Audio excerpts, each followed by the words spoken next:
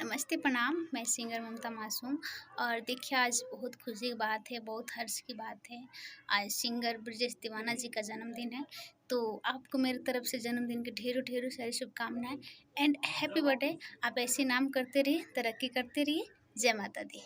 चलिए नमस्ते प्रणाम। हम सुमन के भाई रंजन लाल यादव और आज बड़ा खुशी के दिन बा कि हमारा भाई ब्रजेश दीवाना जी के आज जन्मदिन बा। हमारा तरफ से दिल से हैप्पी बर्थडे, जन्मदिन की ढेर सारी बधाई।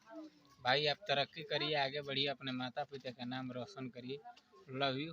हर हर महादेव। नमस्ते प्रणाम। और हम भोजपुरी गायिका सिंगर स्नेहा सरगम रउआ लोग के पैर छू के दिल से प्रणाम करतनी और बतानी लोग रउआ लोग कैसे बानी लोग। उम्मीद करतनी रउआ लोग बहुत अच्छा हो खब लोग। और आज हमके बतौले में बहुत खुशी हो रहा बा कि आज ब्रजेश दीवाना जी के जन्मदिन बाटे, तो रउआ लोग जन्मदिन के ढेर सारी शुभकामना दीजा और बहुत ही अच्छा सिंगर बानी, तो रउआ लोग सपोर्ट करी जा।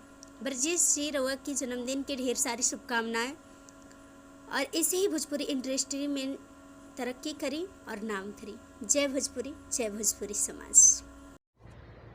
नमस्ते प्रणाम। हम भोजपुरी गायक आप सबका छोटा भाई रूपम रजा। बहुत खुशी की बात है कि हमारे दिल का करीब, मेरा दिल में रहने वाला मेरे छोटा भाई ब्रजेश दीवाना का जन्मदिन है। जन्मदिन का बहुत बहुत बधाई हो भाई। Happy birthday to you. आप जियो हजारों साल। लव यू मेरे भाई। नमस्कार प्रणाम। हम पिंटू राजा प्रजापति स्टूडियो थाने से। और आज बहुत ही खुशी की बात बा कि बहुत ही अच्छे सिंगर हमारे ब्रजेश दीवाना जी का जन्मदिन है, तो जन्मदिन के ढेर सारी बधाई। माँ थामे वाली की कृपा हरदम सही बन रहो। भाई खूब तरक्की करस, खूब आगे बढ़स। जय माता दी। हर हर महादेव।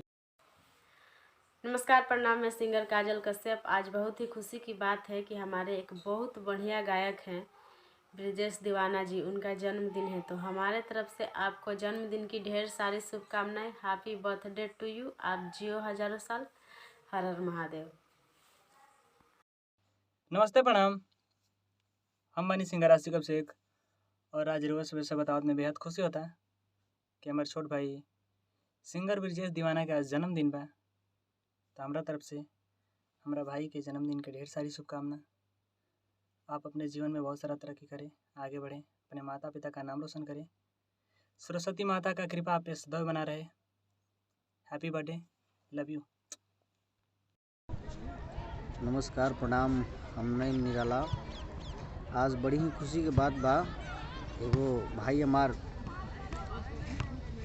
ब्रजेश दीवाना जी के आज जन्मदिन के बहुत बहुत बधाई बटे और भगवान से ये कामना बा कि भाई खुश रहस हमेशा और आप लोग के दो आशीर्वाद चाहिए। भाई के हैप्पी बर्थडे बा।